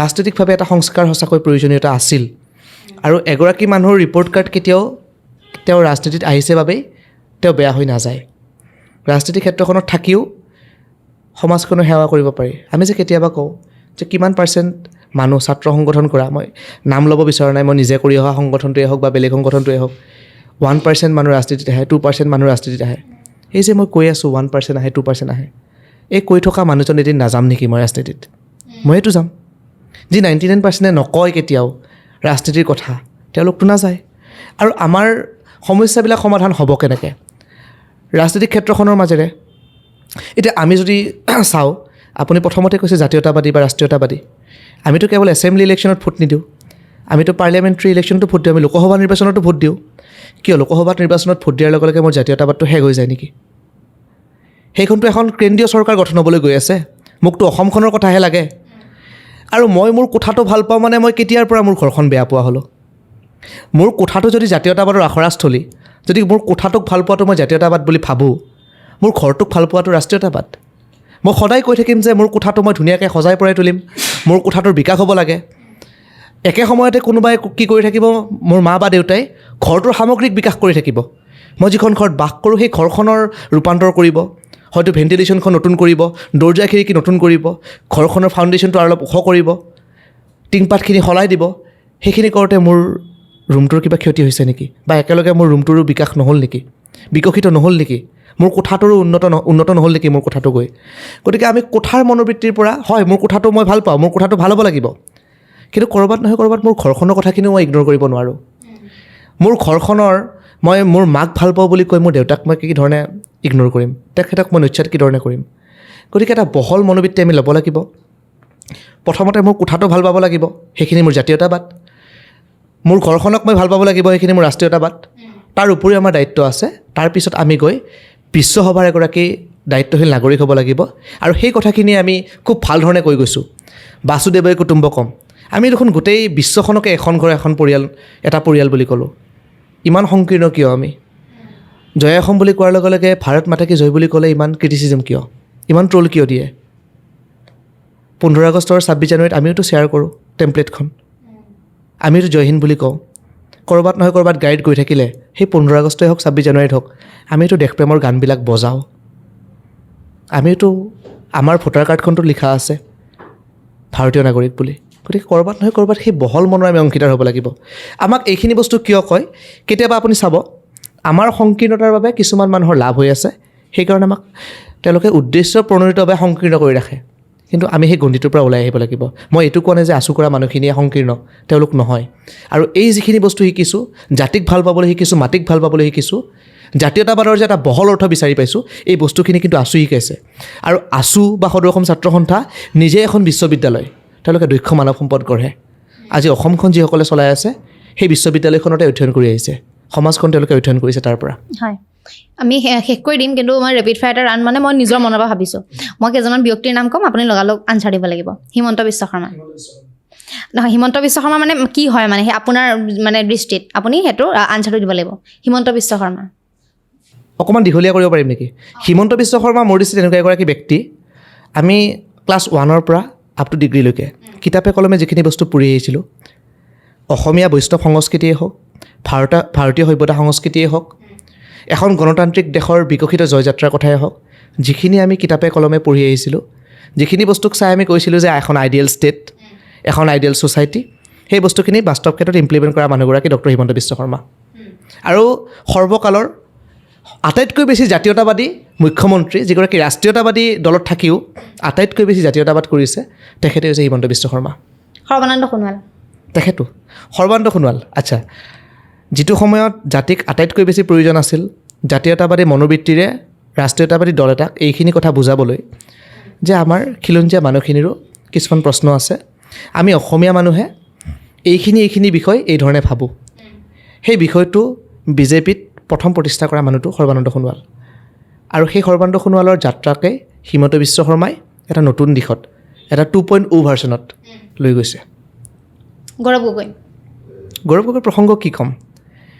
মই যে আপোনাক অকণমান আগতে কৈছোঁ যে যেতিয়া দেশৰ সুৰক্ষাৰ প্ৰশ্ন থাকে, যেতিয়া ভাল কামবিলাকৰ খতিয়ানৰ কথা আহি পৰে, আমি সকলো এখন প্লেনত আহিব লাগে। কেৱল চৰকাৰে কৰিছে এইবাবেই যদি প্ৰতিটো কথাৰ বিৰোধিতা কৰিব লাগে, সেইটোতো কেতিয়াও যুক্তিসংগত কথা হ'ব নোৱাৰে যে বিৰোধিতা কৰিব লাগেই কাৰণে আমি বিৰোধিতা কৰিম। গতিকে গৌৰৱ গগৈয়ে বিগত সময়ত আমি দেখিলোঁ যে বিৰোধিতা কৰিব লাগে কাৰণেই বিৰোধিতা কৰে। হয়, তেখেত বৌদ্ধিকভাৱে যথেষ্টখিনি উন্নত, তেখেতে অধ্যয়ন কৰে, কিন্তু তেখেতৰ মই বিচাৰোঁ যে অধ্যয়নখিনি এটা ভাল ডাইৰেকশ্যনত যাব লাগিব। তেখেতৰ এইখিনি ধৃষ্টতা বা সাহস গঢ়ি উঠিব লাগিব যে তেওঁ চৰকাৰৰ ভাল কামখিনি ভাল কাম কৰিও নিজৰ দলটোৰ আদৰ্শ তেখেতে জীয়াই ৰাখিব পাৰিব লাগিব। কাৰণ ভালখিনিক আমি ভাল বুলি ক'ব লাগিব, নহ'লে ক্ৰিটিচিজিমৰ সন্মুখীন নিজেই হ'ব তেখেত। হয়, অখিল গগৈৰ সন্দৰ্ভত মই আপোনাক যিটো সংজ্ঞা দিম তাতকৈ বেছি ভাল সংজ্ঞা ইতিমধ্যে ডক্টৰ হিমন্ত বিশ্ব শৰ্মা ডাঙৰীয়াই দিছে, যে 2031ত আটাইতকৈ বেছি ভাল বিৰোধীৰ ভূমিকা তেখেতে প্লে' কৰিব। কিন্তু তেখেত চুমাবাৰ পৰা আঁতৰি এগৰাকী ভাল দক্ষ এগৰাকী ৰাজনীতিবিদ হ'ব লাগিব। আৰু তেখেতে বিধানসভাৰ ৰুল বুকখনৰ বাহিৰেও, মই যে আপোনাক অকণমান আগতে কৈছোঁ, আন এখন বহি তেখেতে প্ৰস্তুত কৰি ল'ব লাগিব। তেখেতৰ ভৱিষ্যত আছে এগৰাকী ভাল বিৰোধী নেতা হিচাপে। ৰূপজ্যোতি কুৰ্মী নিজৰ সম্প্ৰদায়ৰ মানুহখিনিক উন্নত কৰাৰ স্বাৰ্থত, নিজৰ মানুহখিনিৰ যাতে অস্তিত্ব বিপদাপন্ন নহয়, নিজৰ মানুহৰ স্বাৰ্থখিনি একেবাৰে তৃণমূল পৰ্যায়ৰ পৰা উদ্ধাৰ কৰিবলৈ যি কৰিব লাগে, যেনেকৈ কৰিব লাগে, আপোচ নকৰা ব্যক্তিগৰাকী ৰূপজ্যোতি কুৰ্মী। আপুনি চাব, তেখেত কংগ্ৰেছত থাকোঁতে ভাবিছিল যে এই পন্থাটোত থাকি মই এই মানুহখিনি বিকাশ কৰিব পাৰিম। পৰৱৰ্তী সময়ত কেনেকুৱা হ'ল যে সেই ঠাইটোৰ বিকাশ কৰিব লাগিলে এটা ৰুলিং পাৰ্টিত থাকি তেওঁলোকে বেছি বিকাশ কৰিব পাৰিব। কিহৰ কাৰণে? আপোনাৰ ছাপৰ্ট ছিষ্টেমটো থাকিব, ষ্টেটৰ থাকিব, চেণ্টাৰৰ থাকিব। গতিকে তেখেতে নিজৰ মানুহখিনিৰ স্বাৰ্থত গতি কৰিছে। আৰু ক'ৰবাত নহয় ক'ৰবাত আপুনি চাব, আপুনি যিমানেই বেছি পাতল বুলি নকওঁ কিয়, মন্তব্যবিলাকৰ আমি যিমানেই সমালোচনা নকৰোঁ কিয়, তেখেতৰ সহজ সৰল কথাবিলাকৰ মাজতো কিন্তু এটা বৃহৎ দৃষ্টিভংগী লুকাই থাকে, কিন্তু বহল পৰিসৰৰ। এনেকুৱা নহয় যে আপোনাক বহুত সজাই পৰাই ধুনীয়াভাৱে সাৱলীলভাৱে বাক্য এটা বনাই ক'ব পৰা মানুহে আচলতে নিজৰ জাতিটোৰ প্ৰতি কনচিয়াছ বা ভাল কাম কৰে। ক'ৰবাত একেবাৰে শব্দৰ খেলি মেলি থকা মানুহবিলাকেও কিন্তু ক'ৰবাত নহয় ক'ৰবাত এনেকুৱা কিছুমান দৃষ্টিভংগী আমাক দি যায় যি বহুত শুৱলা বক্তব্য ৰখা মানুহৰ ভাষণতো আমি বিচাৰি নাপাওঁ। গতিকে ৰূপজ্যোতি তেনেকুৱা এগৰাকী নেতা বুলি মই ভাবোঁ। Last one Piyush Hazarika. আজিৰ তাৰিখত হিমন্ত বিশ্ব শৰ্মাৰ তালিকাখন চাই আপুনি যদি অকণমান যায়, প্ৰথমে এটা বা দুটাৰ ভিতৰতে তেখেতৰ নামটো আহিব। খুব ডাইনেমিক লিডাৰ। তেখেতক আমি কেতিয়া পাইছোঁ, তেখেত যোৱাটো পাৰিষদীয় নিৰ্বাচনত তেখেত আছিল, ওদালগুৰি জিলাৰ তেখেত অভিভাৱক হিচাপে আছিলে তেখেতে। দেখিছোঁ ওচৰৰ পৰা তেখেতৰ কাম কাজখিনি খুব সুন্দৰভাৱে কৰে। আৰু বৰ্তমান ক'ৰবাত নহয় ক'ৰবাত তেওঁৰ নিচিনা দক্ষ নেতা, ভালটো ভাল বেয়াটো বেয়া বুলি একেবাৰে মুখত ক'ব পৰা নেতাৰ প্ৰয়োজন আছে। তেখেতক মই প্ৰথমতে একেবাৰে এটা শব্দতে বহুত বাকপটু বুলি নকওঁ। তেখেতে যিখিনি কথা কয় একেবাৰে সন্মুখত কয়, যুক্তিসংগত কথা কয়, তেখেতে ভয় নকৰে কথাখিনি ক'বলৈকে। আৰু এটা নাম ওলাইছে, চেয়াৰমেন আলী। তেখেত আচলতে শিক্ষিত এগৰাকী নেতা। সিদিনাখন তেখেতৰ এটা পডকাষ্ট মই চাইছোঁ, তেখেত যথেষ্টখিনি উচ্চ শিক্ষিত, কিন্তু আপোনাক যে অকণমান আগত আমি যে আলোচনা কৰিছোঁ যে শিক্ষিত মানুহৰ ৰাজনীতিৰ প্ৰয়োজন আছে, শিক্ষিত মানুহে বস্তুবিলাক বেলেগ ধৰণে বিশ্লেষণ কৰে, তেখেতে নিজৰ শিক্ষাখিনি অপব্যয় কিয় কৰি আছে? যিখিনি বিদ্যা বুদ্ধি অৰ্জন কৰি তেখেতে ৰাজনৈতিক ক্ষেত্ৰখনত আহিছে, অন্ততঃ সেইখিনি তেখেতে ভালভাৱে সদব্যৱহাৰ কৰক। বিতৰ্কৰ মাজত নিজকে ইমান কিয় লৈ যায় তেখেতে?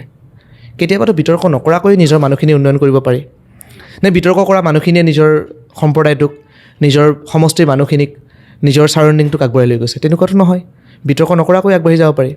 গতিকে প্ৰথমতে হ'ব লাগিব নিজৰ স্থিতি স্পষ্ট, তাৰপিছত এনেকুৱা কিছুমান কাম কৰিব লাগিব যিখিনি কামে তেখেতৰ পডকাষ্টৰ পৰাহে আমি গম পাইছোঁ তেখেত যে ইমানখিনি শিক্ষিত, তেখেতেতো কাম কাজৰ মাজেৰে এইখিনি পৰিচয় দিব পাৰিলেহেঁতেন। গতিকে সেইখিনি তেখেতে দিব লাগিব। ঠিক আছে, এইখিনি আছিলে। বহুত কথা পাতিলোঁ, ভাল লাগিল আপোনালোকৰ কথা পাতি। শেষ কৰিলোঁ তেতিয়াহ'লে। আপোনালোকৰ কেনেকুৱা লাগিছে কমেণ্ট কৰিব, ভিডিঅ'টো যিমান পাৰে শ্বেয়াৰ কৰিব, আৰু যদিহে আমাৰ এপিছ'ডবিলাক চাই ভাল পাই আছে আমাৰ চেনেলটো ছাবস্ক্ৰাইব কৰি দিব। Thank U.